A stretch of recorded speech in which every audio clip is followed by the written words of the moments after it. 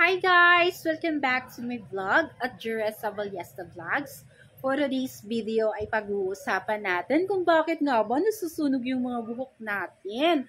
So anyway guys, may mga factors yan kung bakit nangyayari yan or bakit nasusunog yung mga buhok natin. So, for example, yung buhok ko guys ha. So ayan. So yung buhok ko kasi guys ay sobrang kulot po niyan. Para siyang nasa number 2 ng curly, tapos may pagka-coily yung kanyang dito sa may frontal area. So, ikaw, kung hindi ka marunong mag-timing, hindi ka marunong gumamit ng plancha kung anong heat temperature yung gagamitin mo, or maybe mali yung pagbabad mo or sobra sa pagbabad mo, or pwede rin mahilaw yung pagbabad mo. At sometimes, guys, yung pagbaba din natin, minsan talaga dyan tayo talaga nagkakamali eh. For example, yung buhok ko guys, eto, di ba kulot nga yan. So, binabad mo siya ng 1 hour. So, may kulay yung buhok ko eh. So, pag may kulay, mabilis lang talaga siya mag-react, yung rebonding. So, yung mangyayari, kapag sobra yung pagbabad mo, yan, may tendency talaga na mabilis lang mag-rubberize. Tapos, pag mali yung gagamitin mong heat temperature ng plancha, tapos pinansya mo siya ng sobrang mainit na plancha, ay dun po papasok yung brittleness ng hair natin, guys.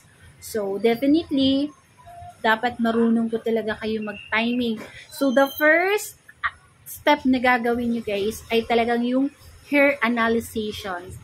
Anong ibig sabihin ng hair analysis? So, before kahawak ng client ko guys, i-analyze mo mabuti yung buhok niya. Kung ito ba ay virgin hair, fine hair, medium, or coarse hair. So, sa history naman ng hair ko guys, ay talagang every 6 months po ay nagpapariban po ako. Dahil nga yung buhok ko nga ay sobrang kulot po yan. So, wala po yung pahinga sa pagpapariban. Pero this time, papahinga na natin guys kasi numinipis na kasi yung aking buhok guys.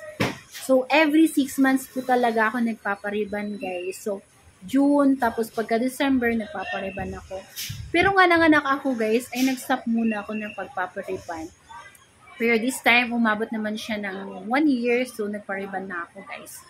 So, yung guys, yung mga step na ginagawa natin sa pagre-ribbon guys, talagang dapat malaman nyo yan kasi kapag hindi nyo po alam, ang mangyayari po sa client nyo ay maybe kung hindi po kayo marunong dyan, mag-rebond, lalo na yung mga may bleach, tsaka yung mga may kulay, talaga po siyang masusunog. For example, yung hair ni client ay talagang sobrang damage na, frizzy na, tapos nireban mo pa, sabi mo, kaya mo, pero at the end of the day, ay hindi pala at nasira nga or nasunog na yung buhok ni client. So, mangyayari guys, talagang makukompromiso po tayo. So, yung gagawin natin, nasisira yung mane natin guys. So, hindi na sila magpapagawa dahil nasira na nga natin yung kanyang hair. So, mga paalala ko lang guys, advices ko lang guys, kapag hindi na talaga kaya ng hair ni client, wag na po natin gagawin. Ang best advice natin ay i-treatment na lang yung hair ni client guys. So, wag po tayong masasayangan sa pera na pumapasok sa atin or mapupunta sa atin dahil yan naman talaga kikitain natin, 'di ba guys? So, marami pa sana tayong pag-uusapan this time pero gumagabi na.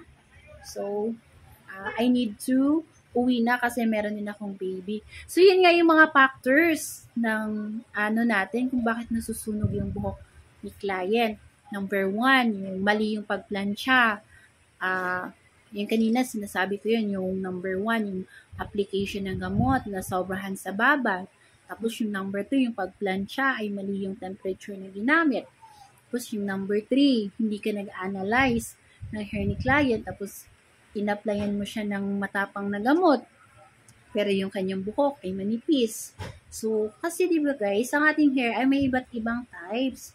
So, dapat marunong po talaga tayo mag-analyze kung ano yung gamot na gagamitin natin para dyan. Kung virgin hair ba siya, kung bleach hair ba siya, or kung kulot ba siya. Meron din mga gamot para sa mga kulot. Meron din gamot para sa mga fine hair, sa mga bleach, sa mga may kulay. Yun po yun mga, guys, mga ang dami-dami pa. Madami pa kung bakit nasusunog yung hair natin. Tapos minsan, sinasabay natin yung ribbon, tapos kulay, pero hindi pala pwede. So, yun yung mga factors po kung bakit talaga nasisira or nasusunog yung buhok natin, guys.